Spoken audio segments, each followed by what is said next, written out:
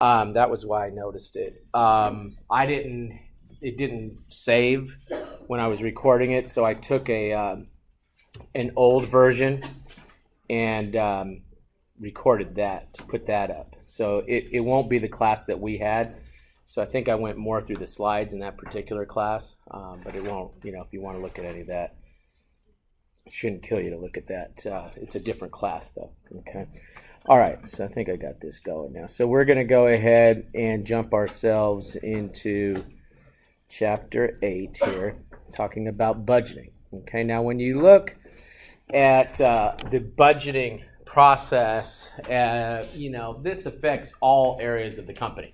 I mean, everyone really gets involved in preparing the budget, even if they're not accountants, because they're going to sit there and ask them, hey, submit some numbers that will then feed into the preparation of a budget. So this touches all aspects of the company. Now, as accountants, we're going to go a little bit further, and then we're going to be actually taking those numbers and potentially doing what? Preparing budgeted balance sheet and income statement. So when we're going to follow it from the standpoint of an accountant, anyone in a company could be involved in the budgeting process. Okay, so we're going to just start out with some sort of theories of budgeting here at the very beginning. And obviously, when we do budgeting, we're trying to achieve some sort of control, right? The budgets are going to feed, therefore, into our planning and then allow us to evaluate whether or not the company is operating in with whatever parameters we have put up for the budget, okay?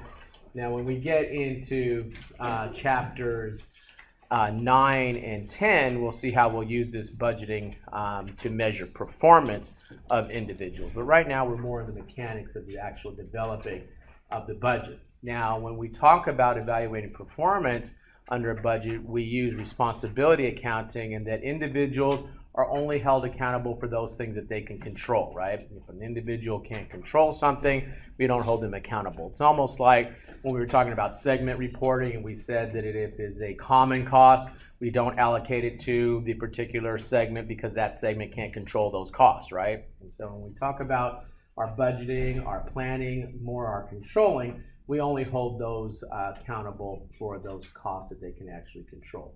Okay, we call that responsibility accounting. You come over, and what we're going to study in this chapter is an operating budget. Operating budget typically covers a one-year period.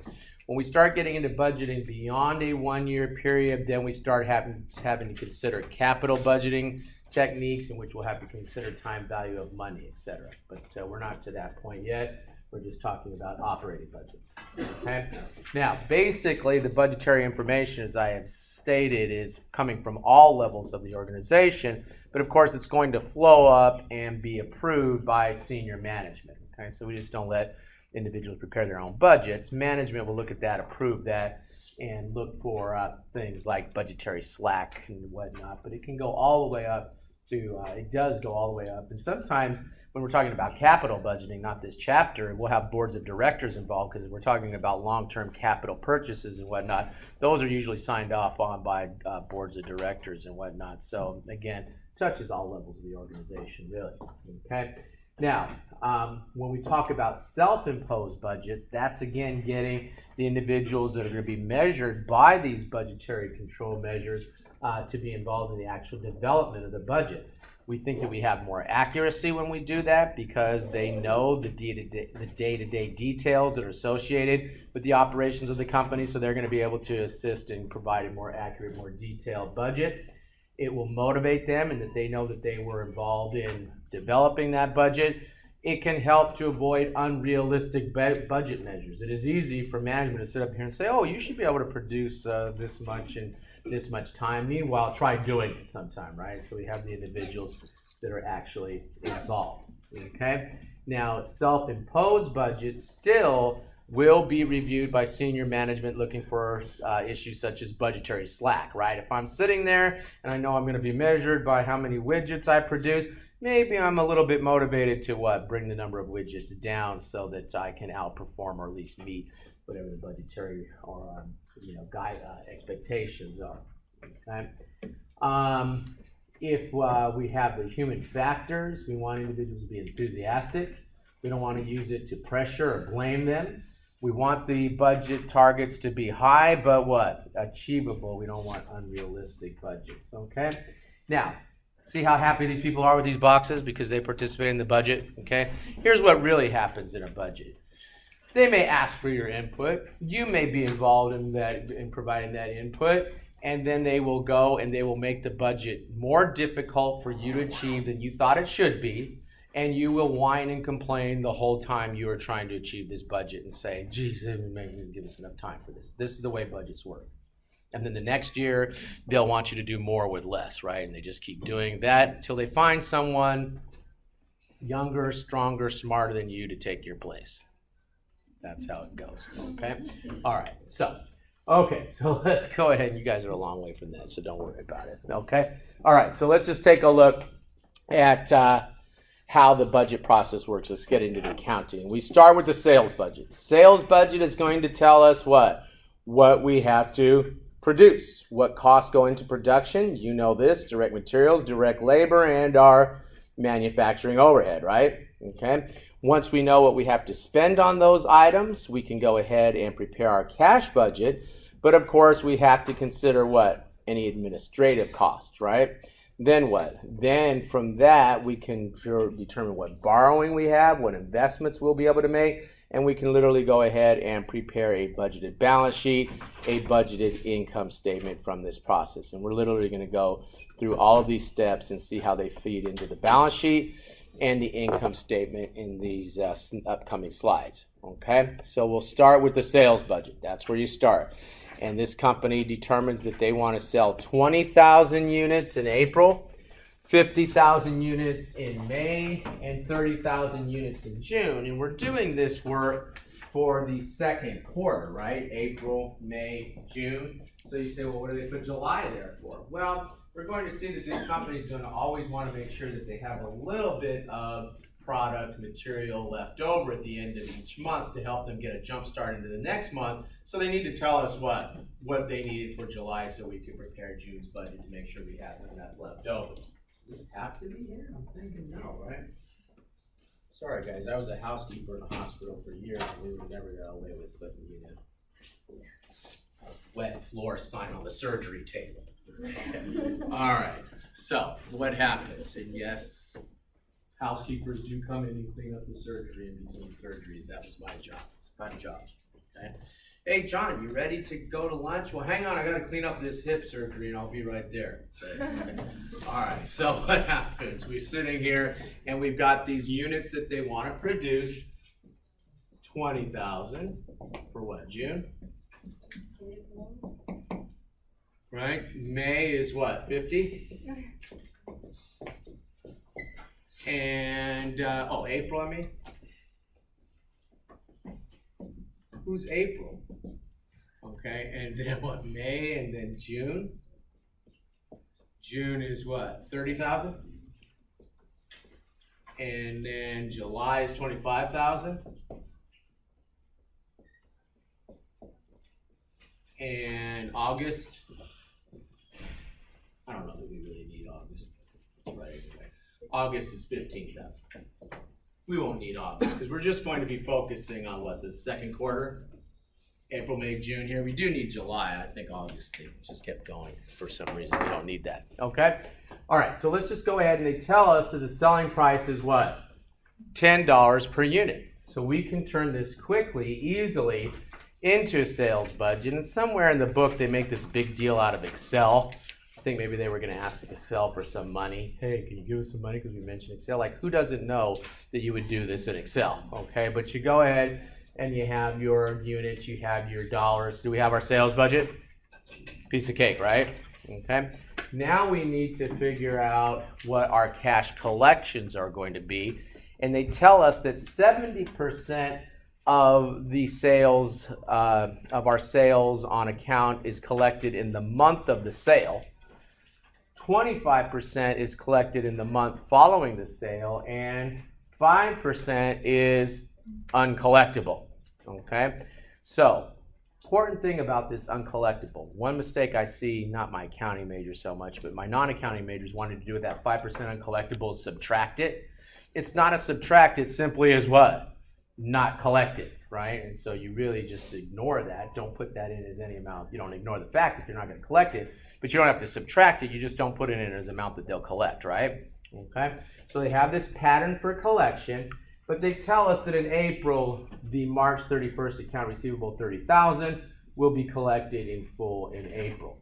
So if you look at our spreadsheet here, there's that March 31st amount gets collected in April, $30,000, right? Okay. You look at your May sales were $200,000, and they tell us 70% of that will be collected in the month of sales, so that'll be collected in, did I say May sales? April sales of $200,000, and they tell us that 70% of that will be collected what? In April, right? The remaining 25% will be collected in May. How about the 5%? Not collected, so we don't have to put anything down for that, right? Okay. All right, good. Then we go ahead and we take a look at our May sales. May sales were $500,000. 70% is collected in May. 25% is collected in June. Then we look at our June sales, and what? 70% is collected in June. Presumably, what? I guess 25% will be collected in July, but we don't care because we're just trying to do the second quarter's budget, which is April, May, June, right? Okay. Okay, good. So we got the amounts that will be collected. We got our cash collection. Now let's go ahead and prepare our production budget, because if we want to sell those units to generate those sales and maybe more importantly those cash collections, then I guess we better have some units to produce, right? Okay. So let's see what our production budget's going to be. And again, they tell us the units here, which I wrote up on the board. And so we come over and they tell us that management wants ending inventory to be equal to 20% of the following month's budgeted sales in units. Now, what are they saying? They don't want to have a zero balance. Excuse me. They don't want to have a zero balance for their units at the end of any one month. They want to have a little left over, don't they? Right? And they're saying that the amount that they want to have left over is 20% of the next month's production. So they're just leaving themselves a cushion, a head start into the next month, aren't they? Right? If you're producing units and you say, well, I want to sell, 50,000 in May, whatever, would you want to end April with zero? No, you want to say, hey, I want to get a head start. I want to have a chunk of those ready to go. And they're determining that they want to have 20% of the following month's budget sales available at the end of the month. Now, they tell us that they go into April, March 31st, April 1st, almost today, right? Day after yesterday. Since this is Monday, they want to start today with what? They want to start today with 4,000 units, or they started it already with 4,000. Okay, so they come in and they are now going to figure what they need for April. So they want what? 20% of May, don't they? To end up with that. So they start up with the number of units they think they're going to sell, 20,000, but they want to have some left over. They want 20% of May. 20% of 50,000 is what? They want to end the month with 10,000, don't they? Okay, so they're going to sell 20. They want to end the month with 10. Their total needs are 30, and the problem just told us, they gave us this number, that they started the month with what? 4,000, so they got to produce 26,000 units in April, right? Then we go to May. How many units are we going to have to start May? How many units are we going to have to start May? 10,000, right? We know that because they're ending April with 10, so they'll start May with 10. They're going to want what? 20% of June, so they're going to want what? 6,000 here? Okay, so you see how that works. They're going to want to end up with 6,000. They'll take the 6,000, add that to the total sales of 50,000. Right here, you can see it right here, of 50,000. That gives me total needs of 56, minus what I started the month with was 10,000, didn't I? So I have to produce 46,000 in May. And then in June, they're going to go ahead and they're going to do what? Well, they want to end, they want to have,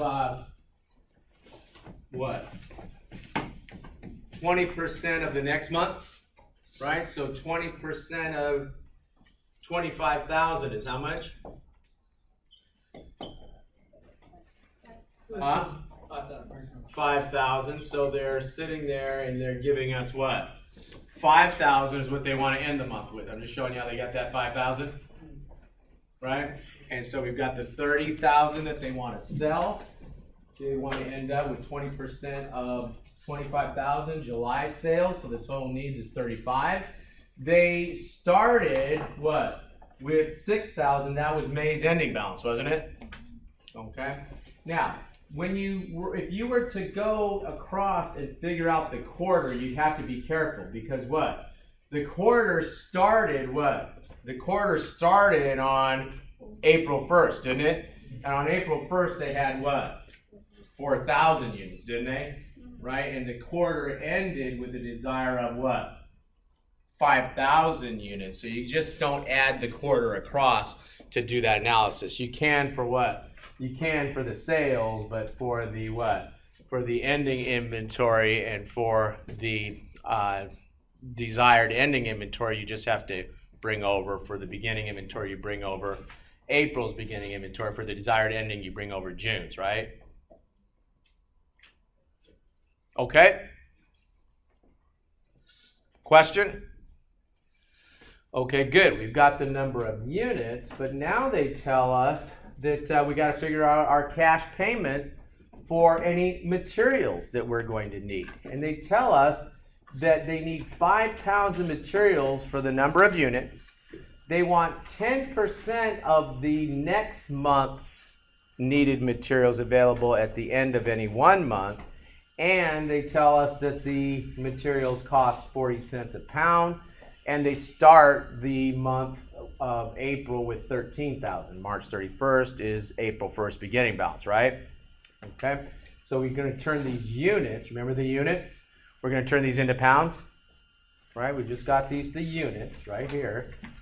26, 46, 29, right? Now you come over here, the units are how much? 26, 46, 29, are those our units? How many pounds per unit? 5 pounds per unit, right? So you take the units, you multiply that by the 5 pounds. Now we have the amount of materials, don't we, per unit? How many units? 26, 46, 29, right? How many pounds per unit, everybody? 5 pounds per unit. Hold up your hand if you know how many units. Okay, if you don't hold up your hand, I'm just going to keep saying it. I'm going to just keep going over and over, and we'll just do this till the end, until everybody holds up their hand that they understand the number of units. Don't worry, guys. I'm insane. I'll just keep doing the same thing over and over again until I get what I want. Okay, so we got 5 units per pound. Per 5 pounds per unit. Easy for me to say. Okay, so we have these 5 pounds. There's the number of pounds of material we need, isn't it? Okay. Okay, good. Then what? We want the desired ending inventory to be 10% of the materials. Isn't that what they said? So we're going to have what? 23,000 here? 10%? Okay. That gives us total needs of what? Of 153,000 pounds of material. The problem told us we started out with 13, so we need 140, don't we? Okay. Okay, good. Now we go ahead and we do the next month here. And we have what? We have the 14,500 that we had wanted to start out with. Where was it? 23,000 we want to start out with. Excuse me. That's the subtracted the beginning inventory. We want what? 10% of June. 10% of June is 14,500. Total needs is 244 minus the 23. There's our materials for May.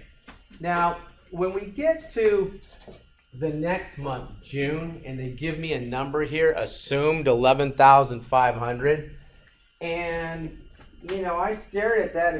I thought maybe there was some logic to what they were doing there, but there's not. I don't know why they just stuck us with this number here, okay? Because the way I'm looking at it, we have what? We have 5,000 units, don't we? Right? How many pounds? 5 pounds per item. 5 pounds per item, LBS, pounds per items. That's what? 125,000 pounds? right? Yes. Okay, times what? Times 10% should equal 12,500. I cannot tell you why this stupid example insisted on shoving 11,500 down our throat there. There was no reason for them to do that. There's absolutely no logic to it, other than that they just decided they would assume a number of units. There's no logic to that, at least from the fact pattern of the problem. It could be that they could say, well, we just want 11,500, and the company could decide that. But if you follow the fact pattern of the problem, 11.5 is not coming from outer space as far as I'm concerned. Okay? But I don't want to change the number because then I have to change the whole example, and I don't want to do that. So we'll just accept their number, which is what? 11,500, even though it doesn't follow the fact pattern. Okay? So they go ahead and they want a desired ending inventory of 11.5. They add that onto the beginning balance. That's 156,500. They had 14.5 to start the month, so they need to purchase 142,000 of materials in June, right? So we have what we have to purchase in April, May, June. The materials cost us how much? 40 cents a pop, don't they? And they tell us that they're going to do what? Half the month's purchase is paid for in the month of the purchase. The other half is paid for in the following month. And they tell us that March 31st accounts payable balance is 12,000. So we're going to pay that 12,000 in May, and then we're going to, in April. And then we're going to do what? We're going to pay half of April's purchases in April and the next half in May, right? Okay. So we go ahead, we have to disperse the 12,000 in April for the payable March 31st. Our what? Our production budget was 140,000 units for April times 40 cents. That's 56,000. And of that 56,000, half is paid in the month of the purchase, April in this case. The other half is paid in May, the next month, right? Okay, continue on. We have what? We have 221,000 times the 40 cents. 221,000 times 40 cents is what? 88,600. 88,600. Half is paid in the month of purchase, May. The other half is paid in June, right? Okay. And then we come to our June purchases. Our June purchases were what? 142,000 times 40 cents is what? 56,800. And we know we'll pay half of that, 28,400, in June. The other half in July, but we're not worried about July right now because this is the first quarter's budget, or second quarter's budget, right? Okay. Okay, good. So now you come over and you know what you're going to spend each month on our materials. Question. So we know what our sales are going to be. We don't know, but we have budgeted. What our sales are going to be. We know what our cash collections are going to be off those sales. We know what we're going to have to spend on materials, don't we? How about, what else are we going to spend money on? Good. We've got the three elements of our production, which is what? Materials, labor, and then we're going to do overhead, right? Let's go ahead and let's do overhead. Let's do labor first.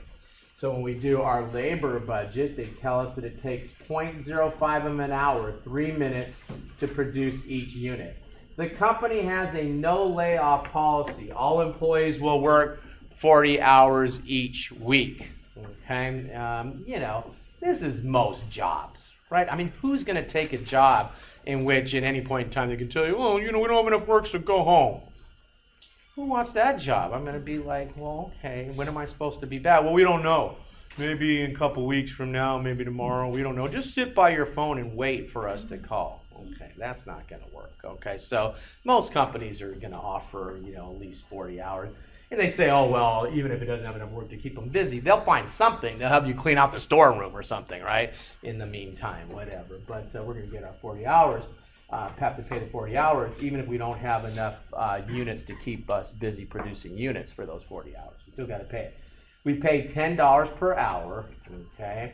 And for the next 3 months, the direct labor workforce will be paid a minimum of 1,500 hours. So when we look at these upcoming calculations, it's either going to be what? 1,500 hours or more. If it's less than 1,500, we still use what? 1,500 because we've guaranteed our employees the 40 hours, which will require us to then pay 1,500 hours, right? Okay, so you take a look, and that's what's going on here. We've got the units. It takes what? 3 minutes or 0.05 of an hour per unit. Okay, so we need these hours. So when it's 1,300, how much are we going to pay?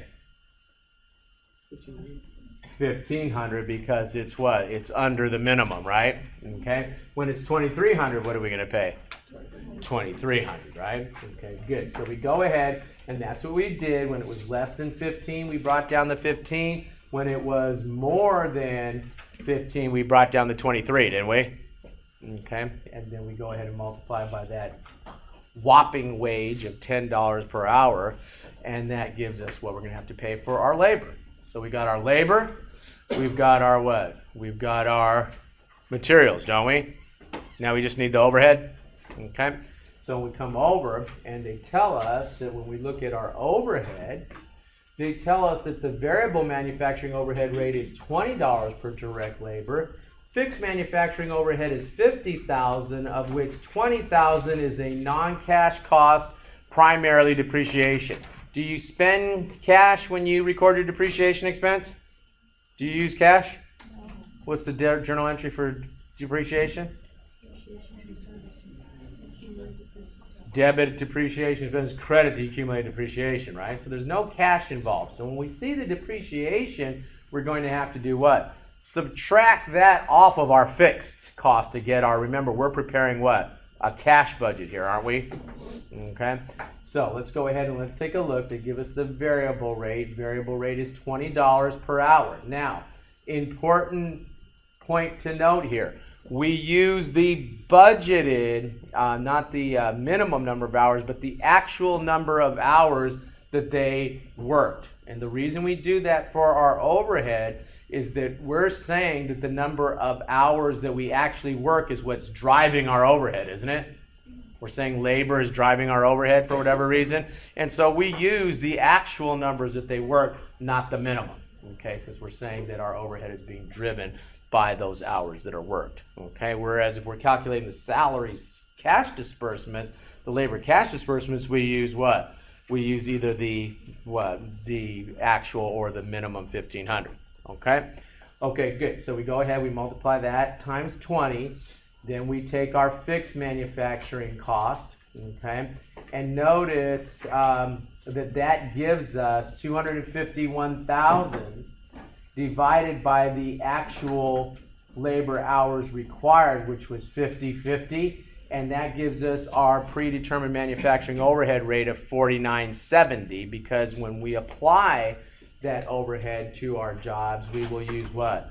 We will use that $49.70 as we apply overhead and calculate our applied overhead for the period.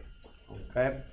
Okay, good. So you come over, we back out the non-cash, and there's our cash disbursements for our overhead for the quarter April, May, June. Excuse me. So we now have what? We now have our cash budget for our production, don't we? April, May, June.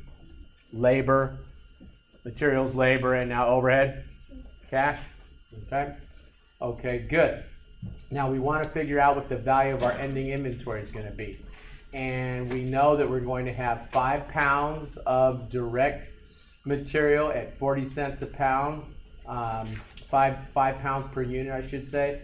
At 40 cents a pound, that's $2 per unit.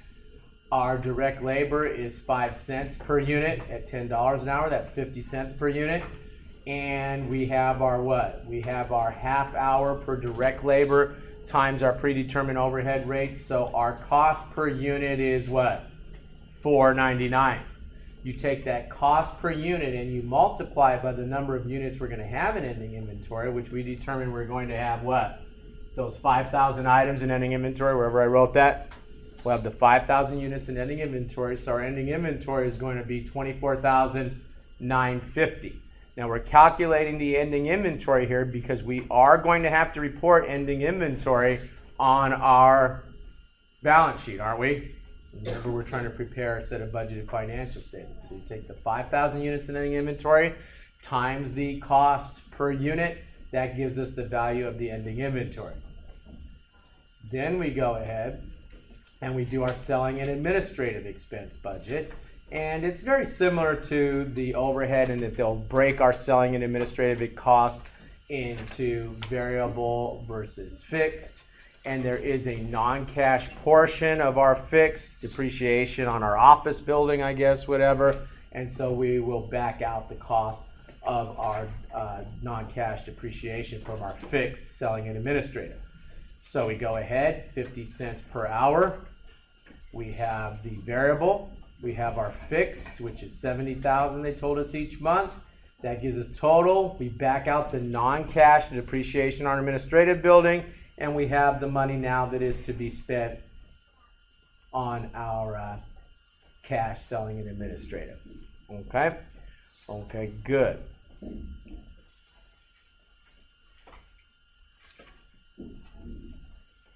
I was watching this movie, and this guy went to visit his mother, and then he was trying to skip out of the house without waking his mother up, and his buddy went to turn off the TV. He says, "Don't turn off the TV, she'll wake up."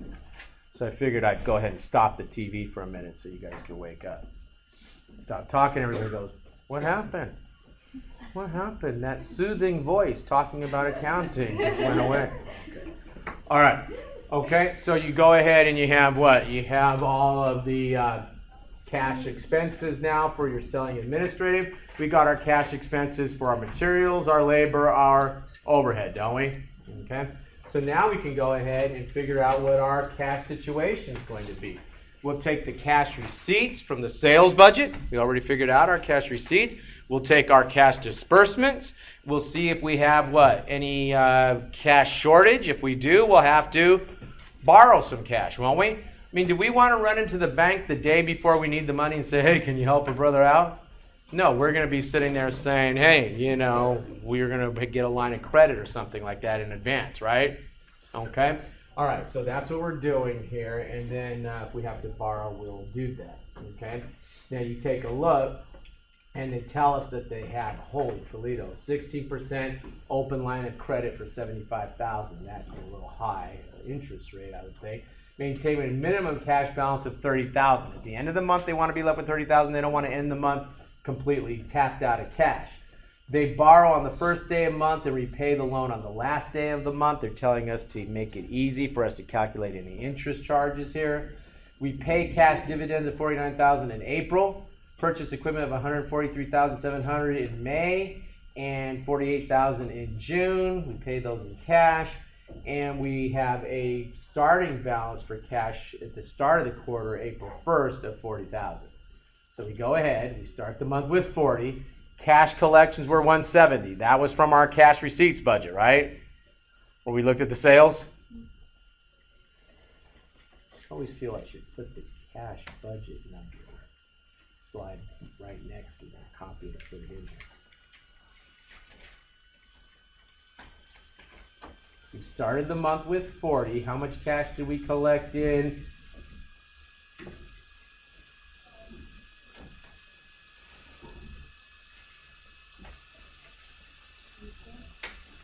How much cash did we collect in April?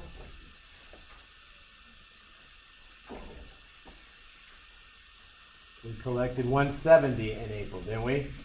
We had the accounts receivable that were outstanding at the end of April, and then at the end of March, I should say, beginning of April, and then we collected 70% of the April sales in April for 170, right? That's where this 170 is coming from? Okay. And they told us that they started March with, how much? They started March with April? They started, April, thank you. They started April with what, 12,000? Okay. And so the 12,000 plus, where? Not 12,000. How much did they start? 40,000?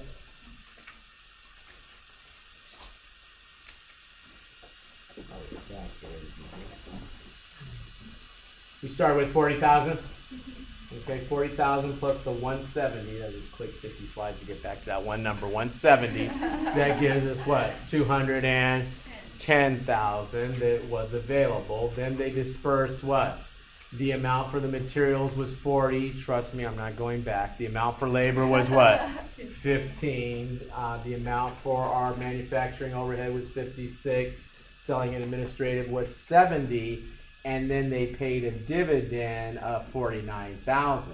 So the total disbursements is 230. And they want to have what? They have a cash deficiency of 20. They want to end the month with what?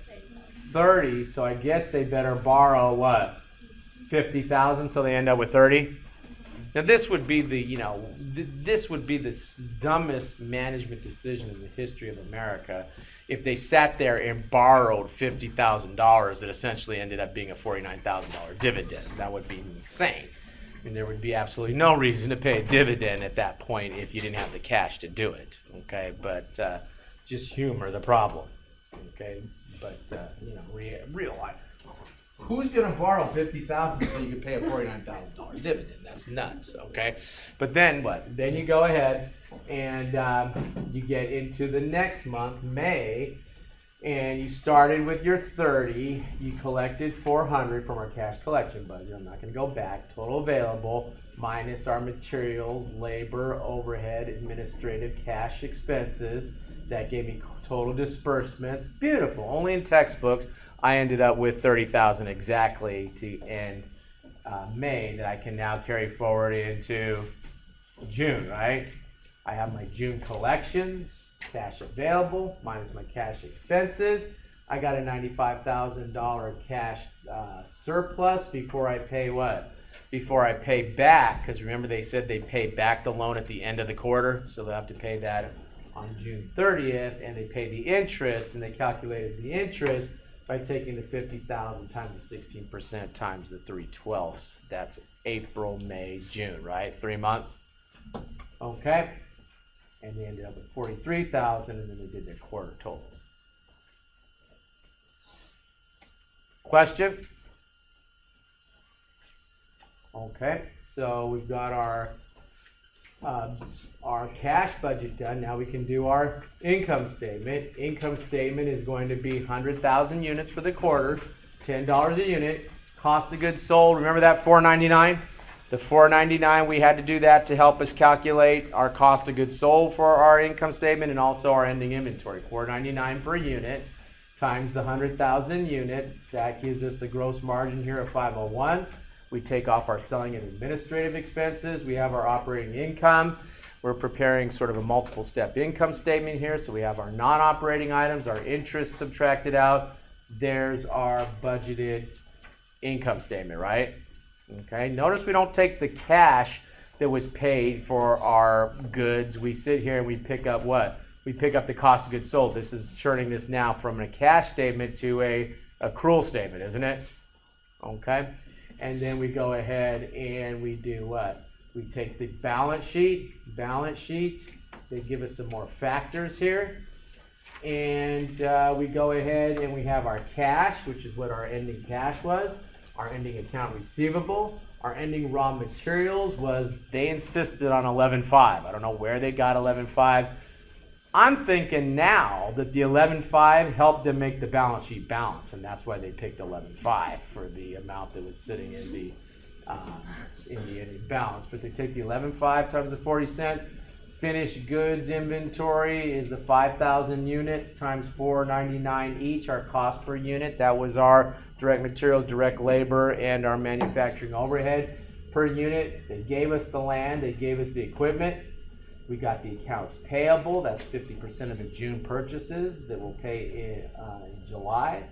We have our common stock that they gave us, and then the retained earnings is the beginning balance of retained earnings, which they told us was 146,150 plus what? Plus the net income that would have been on our budgeted income statement minus the dividends that they budgeted gives us the ending balance in our retained earnings. Question?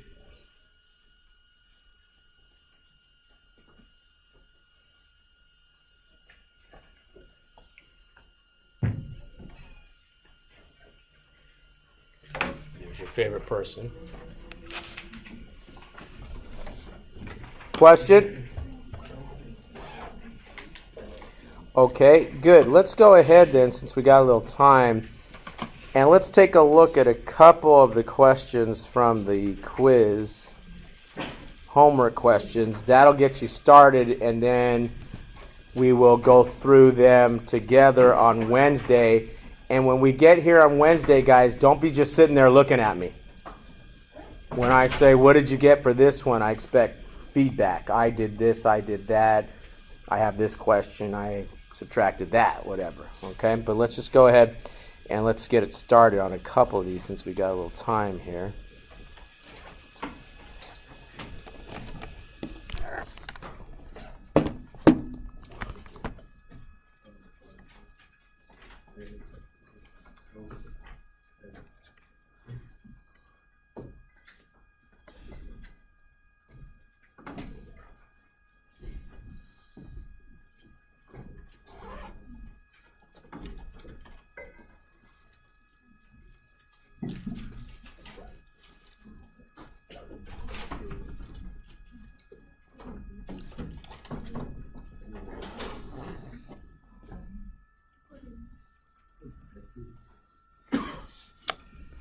Okay, so let's take a look at this one. We've got WRT Corporation, whatever, makes collections on sales according to the following schedule. 25% of the sale is collected in the month of sale, 65% in the month following the sale, 5% in the second month following the sale, and 5% is uncollectible. Notice I put an X through that 5%, guys. When you see that, just ignore that. If you're not going to collect it, then no cash is coming from that, right? Okay. Then we go ahead and we start to look at this, and they tell us that they want to know what it should be in June. And so they tell us that what? You collect 25% of the month's sale in that month, don't you? So you take the June sales of $110,000. If you want to know what they collect in June, you're going to multiply that by 25%, right? Then they tell us that what? 65% is collected in the month following the sale. Well, June follows what month? Not on planet Earth. June follows what month? May. June follows May.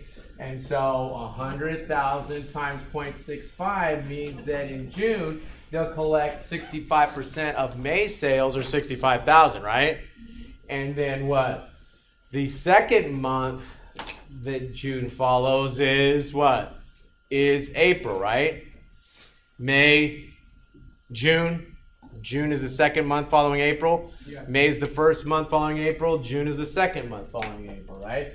And so we collect 5% of that. That's 6,000 here. Add them together. That gives you the answer to that question, right? Right? Yes. Okay. Now, guys, these questions are much more, to me, have more to do with reading comprehension than they do with accounting. Okay, so they get a little bit tricky to read through and get used to the cadence, the way they're being read, the way they're being presented, whatever. But you got to be prepared to read them that way. I keep thinking, I sound like there was this guy that they were arresting on Cops one time, and he was having a bunch of problems. You guys ever watch Cops, the show Cops? And then he tells the police, "Why is my rights being reading?" Okay, so you got to be able to have the reading comprehension. This guy would have trouble with that one. Okay, all right. You take a look, and you can see they calculate it this way too. All right, come over and let's take a look at this one. Paradise Corporation budgeted on an annual basis for its fiscal year. The following beginning and ending inventory levels, blah blah, in units, are planned for next year. We have raw materials, we have finished goods. Raw materials is a distractor here because they're telling us what? They're telling us what is the number of units. Do we care about raw materials if they're asking us units? Raw materials are what used to produce the units.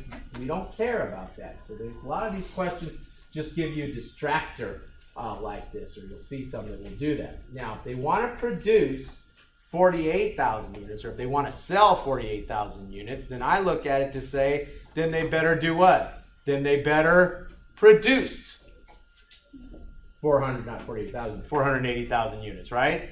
So they know they have to produce that. So I always start out with the number of units I know they have to produce. Then I look to see what their desired ending inventory is, which in this example is what? 50,000, isn't it? That's the number of units they want to have in the ending inventory right here? Yeah. So happens to be the same thing as raw materials, but again, ignore the raw materials, 50,000. They started the month with what? 80,000, so they don't have to produce those again. They were already there, weren't they? So you subtract off that 80,000, that means they have to produce what? 450,000 units? Right? Now, I kind of struck out this. I don't know that I had to do that. You can kind of see through that. The reason I struck it out is I just don't like the way the book had contemplated answering this. I think that my approach is more straightforward. 480,000 units is what you know you want to sell, right? So you assume I better have that at least, right? Then what? You want to be left over with some, so you add those extra. But if you started the month with some, you don't have to reproduce those, so you get to subtract those out, right?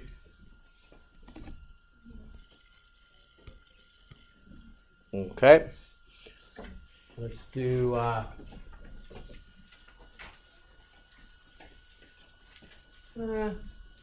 going to let you have fun with that one.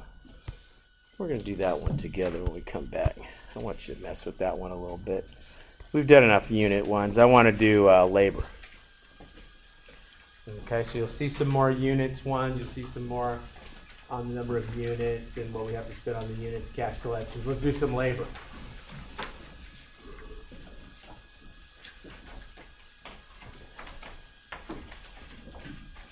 So they tell us Milano Corporation is working on its direct labor budget for the next 2 months. Each unit of output requires 50 cents, not 50 cents, but half hour. Direct labor hours, 0.5 direct labor hours. The direct labor rate is $9.80 per direct labor hour. The production budget calls for production of 6,400 units in October, 6,300 units in November. And the direct labor force is fully adjusted to the total number of labor hours needed each month. Okay, so we're just going to adjust it to whatever we need. So they must not have a no layoff policy, I guess. They just go ahead and do whatever they need to cover the production. So we do what? Require production in units. So we need to turn that into what? Labor hours. It's a half hour per unit, isn't it? So you take the units times 0.5. Means they need 3,200 hours for October, 3,150 for November. They multiply that by what? The $9.80 per hour. That gives us the cost, the labor cost for October, November. Since they asked us the total for the 2 months, we simply add that together, right?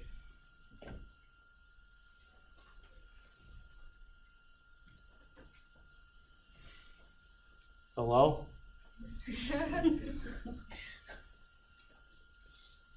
Units, turn units into hours, hours into dollars, answer.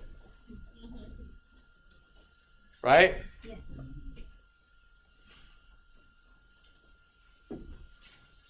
Okay, have fun with the rest of these. We will pick this up on Wednesday. You should have worked through all of this. We figure this out for Wednesday.